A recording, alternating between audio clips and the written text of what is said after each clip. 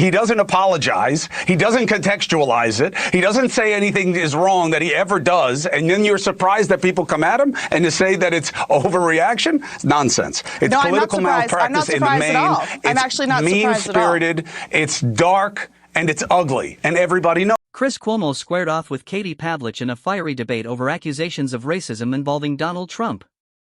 The exchange quickly turned tense as Pavlich strongly defended Trump while Cuomo repeatedly challenged her arguments. We're going to break down the biggest moments from this intense showdown, look at how both sides made their case, and then I'll share my own thoughts and reaction to everything that unfolded. Host of Katie Pavlich Tonight, Katie herself. Good to have you. Happy Friday. Hey, Chris. Thank you for having me. Good to see you. Happy Friday. What does this mean? Not so much the monkey business. What does this intense messaging that the elections were rigged mean about the disposition towards the midterms for the administration? Well, first, I think it's really important to point out that the outrage over the depiction at the end of a scroll video, which then automatically went to another video, was not vindictive in nature. Was it a mistake? Yes. Did it cause a problem for the White House all day today? Yes. Is the president upset about it? And there's new reporting out tonight that there are a number of White House staffers who are upset that this occurred because of the narrative all day was not on the fact that last night President Trump announced Trump RX, which means that medication prices are going to go down for Americans because Europeans now are going to pay their fair share when it comes to investment in drugs and the ROD that comes into the research of those drugs. We're not going to be subsidizing Europeans anymore for our medication. They're not talking about the Dow that hit an all-time high today. They had that press conference from the Department of Justice by Benghazi, exactly, where they brought justice after 14 years for 4 Americans who were killed in that attack. And so, yes, it was not handled the best way. They should have immediately investigated it and realized that it was an automatic scroll into a video, which, as you did play, depicted a number of people and animals. Is it silly? Yes. But was it vindictive? And does it classify the president of the United States as a racist? No. And I think if you look at his policies, people in his cabinet, the people who visited the White House, including Nicki Minaj recently, to call him a racist or to imply that he is one based on that video is very disingenuous and lacking context. Well, too bad. Because let me tell you something. If you don't want somebody to call you that, then you don't do things like this. He didn't show Biden and everybody else. They just showed the Obama part. So it doesn't matter what it clicks and scrolls to. But they didn't do it on purpose, This is an unforced Chris, error. Which is the issue. It is an unforced error, but that's very different than being vindictive about it and doing it on purpose. It is an unforced error. Well, what good? Give me a good reason. Purposely clipping it to show that. Well, first of all, it was absolutely purposely clipped to show the Obama part. It was just part of a much bigger video. That's not the beginning. Well, it's not the beginning of the video. It was an automatic scroll. It's not the first thing you would see. It was an automatic, right, because it's the end of the video, which automatically scrolled into the next video. That's what happened. Oh, no, I know. I understand how buffering and queuing works. What I'm saying is somebody made a choice. It wasn't a vindictive portrayal of the Obamas. You call it what you want. And what happened... Let me tell you something. If I do something like that, if I did that, first of all, I'd probably get fired. But if I did that, guess what people would call me? A bigot. You know why? That's a bigoted thing to put out. That's why. And we both know it.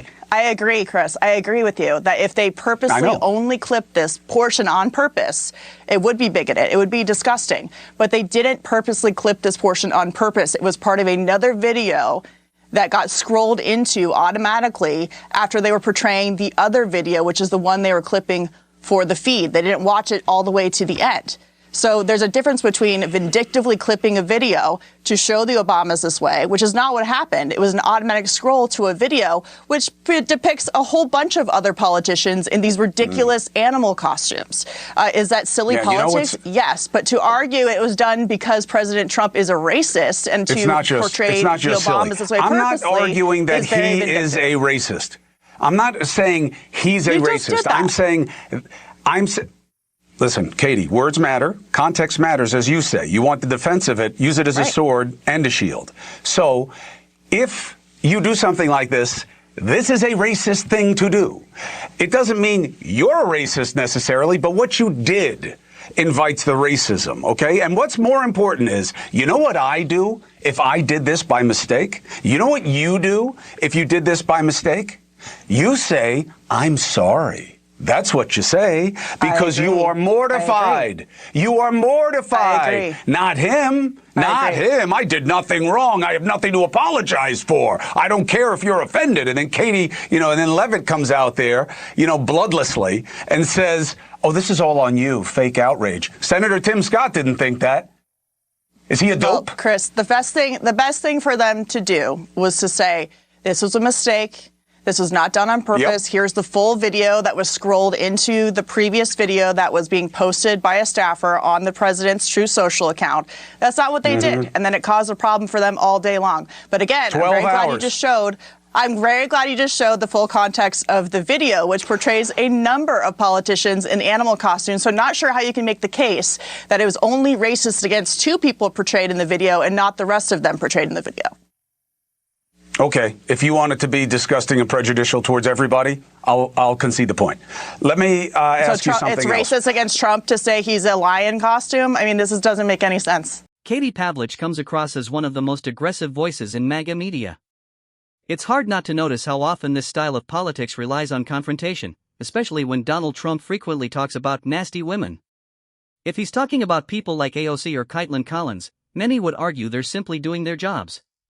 Yet Pavlich often projects the same kind of hostility she accuses others of showing. Her role in this debate felt less like offering honest analysis and more like repeating political talking points. Instead of trying to explain it away, she should simply admit what many Trump supporters already believe. They enjoy these moments because they see them as Trump taking shots at his opponents and owning the libs. That's a major part of his appeal to them. There's no need to twist the facts into complicated explanations about videos autoplaying or being posted by mistake. Similar controversies have happened again and again, whether it's the Harry Sisson video or other inflammatory posts shared through Trump's social media accounts. These incidents aren't new, and Trump's supporters have consistently cheered them on. Rather than acting like none of it was intentional, Pavlich could simply acknowledge that many in the MAGA movement don't care if critics are offended. They like seeing Trump provoke his opponents and create outrage. That would at least be an honest argument. Instead, the constant attempts to spin every controversy into something else only make the defense less convincing. Your rationale, your analogy makes no sense. Again, this is a very simple fact. Your analogy makes no sense. Katie Pavlich's response feels like the classic "I know you are, but what am I?" comeback. Instead of directly addressing the criticism, she turns it back on her opponents without really dealing with the point being made. It comes across as more of a deflection than a real argument, shifting the focus away from the issue rather than offering a clear defense.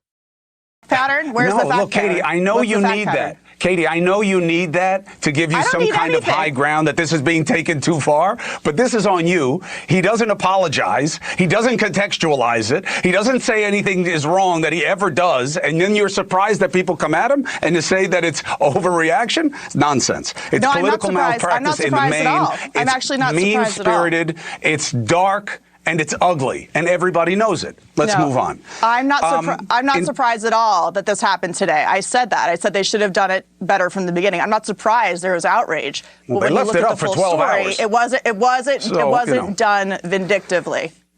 Look, Katie, all I'm saying is you can say that. I don't know that. If you know how it happened, okay, great. At the end of the day, this is the point Katie Pavlich is never willing to acknowledge because her role is to defend Trump at every turn. From this perspective, Donald Trump has been a deeply unpopular president, and his approval numbers have faced significant criticism throughout his time in office. Chris Cuomo pushes back against her arguments once again, and I've covered another debate on my channel where he challenged her so forcefully that she appeared genuinely frustrated by his criticism of Trump. In this exchange, though, I found myself wishing Cuomo had been even more direct. Instead of letting the conversation drift into excuses, he could have simply argued that her defense wasn't supported by the evidence. He could have said that Trump's pattern of sharing controversial posts and inflammatory content wasn't accidental but reflected a consistent approach to politics aimed at provoking the people he sees as opponents. Rather than trying to unite the country, critics argue that he often fuels division, and that's why these moments keep happening. Katie Pavlich, however, continues to frame each controversy as a misunderstanding or a mistake, even though many people believe the posts were deliberate. That disagreement sits at the heart of the debate. Even so, I did appreciate that Chris Cuomo challenged her claims instead of letting them go unanswered, although I still think he could have pressed the issue even further.